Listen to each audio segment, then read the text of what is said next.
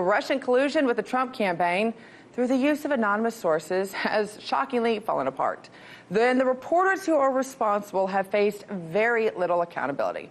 RT's Rachel Blevins has the story.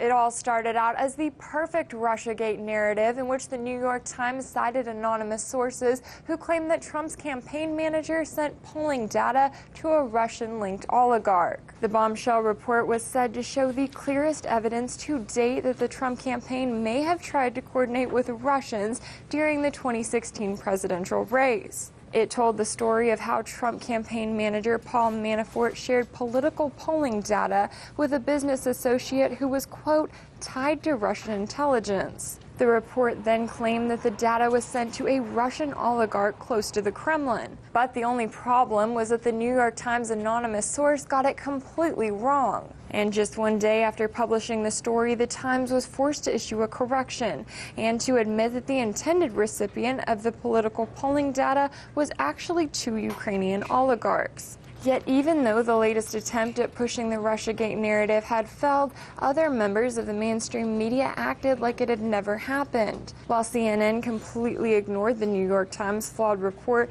the Washington Post continued to carry the narrative as if a correction had never been issued. But recent studies show that we are in a time when the overwhelming majority of Americans say that they do not trust the media. The reasons they have listed include inaccurate reporting, a lack of credibility, ethics, integrity, and a poor track record, and a lack of reputable sources. Yet the mainstream media continues to use vague and anonymous sources to push the story of Russiagate. And in doing so, they ignore actual evidence because it doesn't line up with their narrative. In Washington, Rachel Blevins, RT.